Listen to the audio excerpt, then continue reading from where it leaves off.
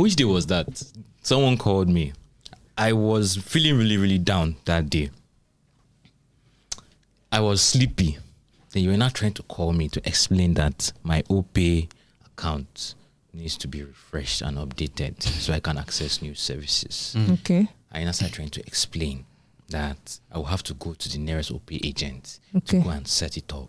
Okay. But in the meantime, they can help me do an update. Okay. And I said, okay. And I said, okay, they will send me a message now. I saw the message and I said, okay. What's the number in the message? What's the number in the message? I said, now wow, I've not seen the message, Joe. Can you send it again? I said, I've sent it now. I said, so okay, you guys probably know how that works, right? Yeah. But Yes. a lot of scams come in disguise. So they come like Trojan horses, they come like gifts, they come like, oh, I want to help you out. If you check out my video on BEC documentaries, you will see that okay, after BEC is like business email compromise, all those tech support is usually one of the biggest scams. Like they want to help you resolve an issue that does happen with your credit card. They want to help you resolve an issue that happens with your app. But something is happening in social media now that I don't understand. They are calling it the Wangiri scam. I feel it's offensive to whoever is bearing Wangiri somewhere in this world. No, no one is bearing it. Okay, so it's possible. It's possible. I know, I don't know. An ex-tech pointer bears Wangari, so it's not too far off. Yeah. Hi, Brenda. Okay, bye-bye. Continue. All right, so it's like you said, the Wangiri scam. There was a notice by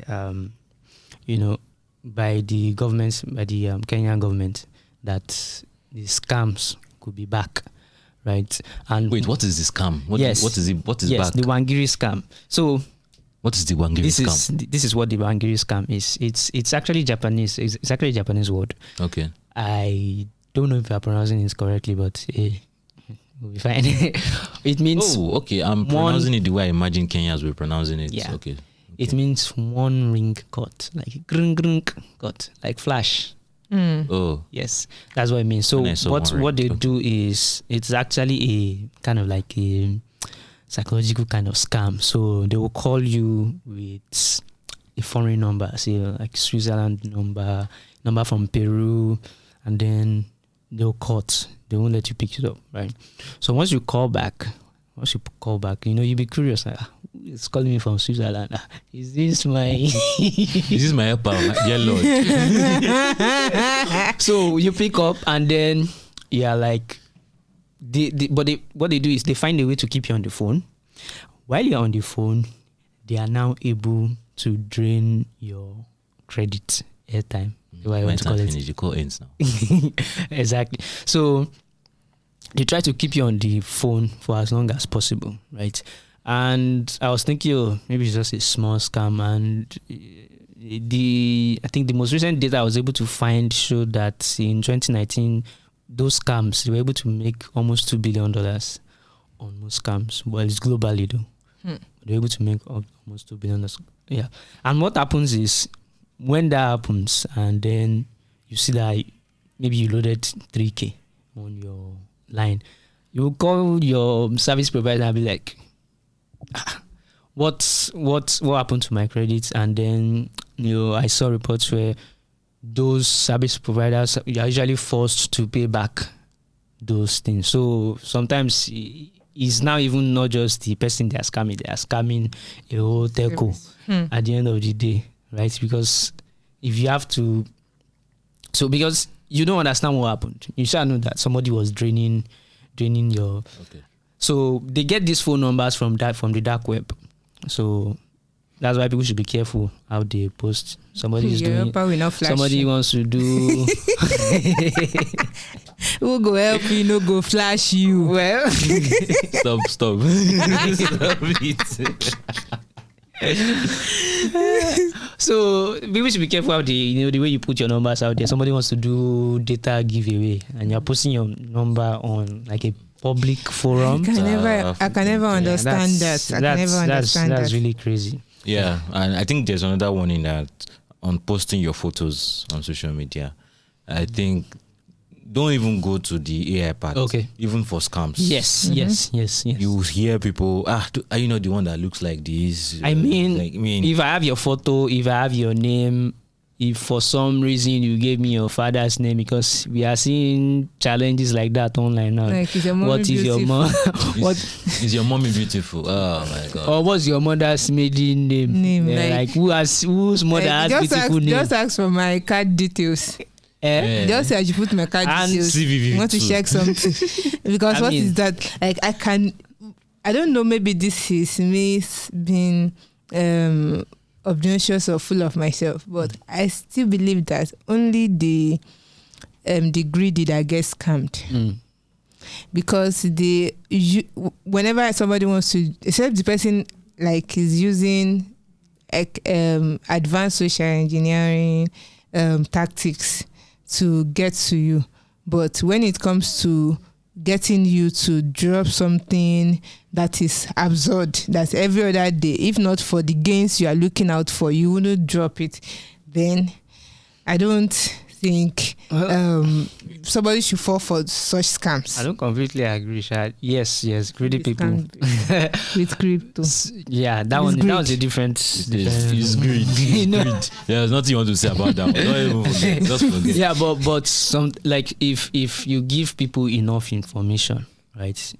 You might not like say Yes, there was someone that called me one time and was like, oh, I was actually sleeping. I was not even sure what I was doing. Yes. So he called me and he was like, oh, something.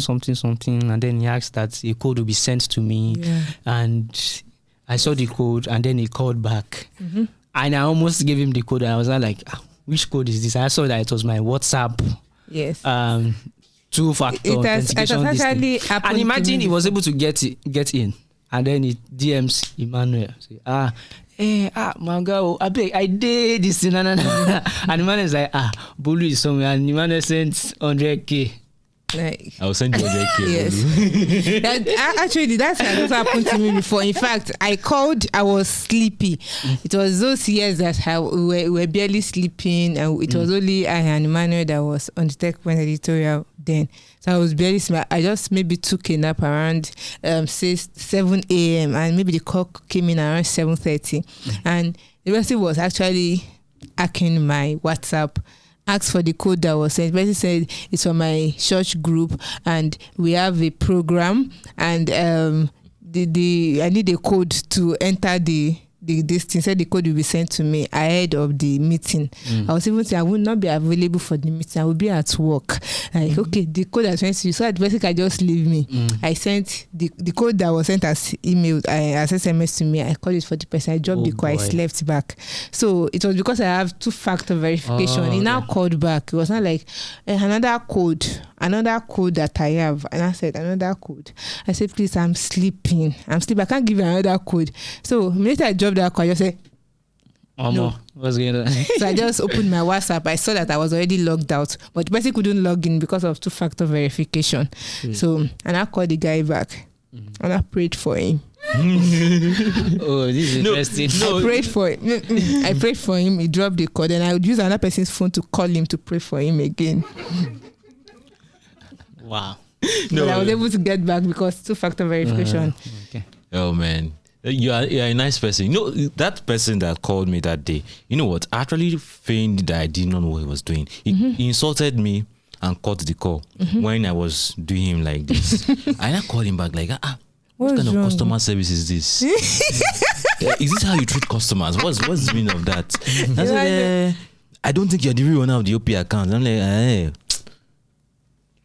And I got the call and I sent him a text message. I said, I will find you. Yeah, trust me there. I did that to that guy.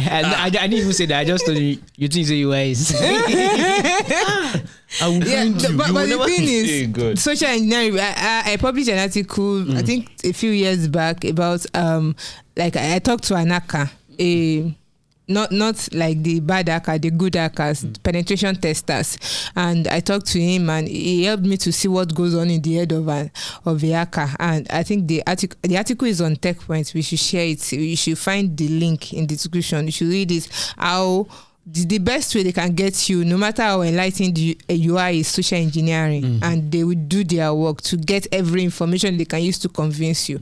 But you can help yourself by not putting out too much information about you online.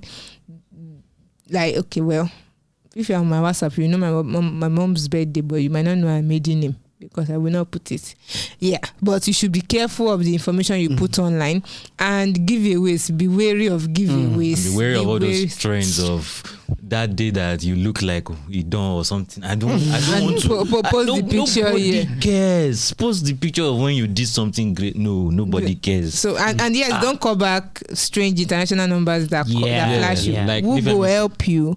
No go flash you. Also, there's a website, I think it should also be in the description, where you can see, where you can know if you have been compromised, like your email. Okay, makes sense. We'll add it to the link in the description. All right.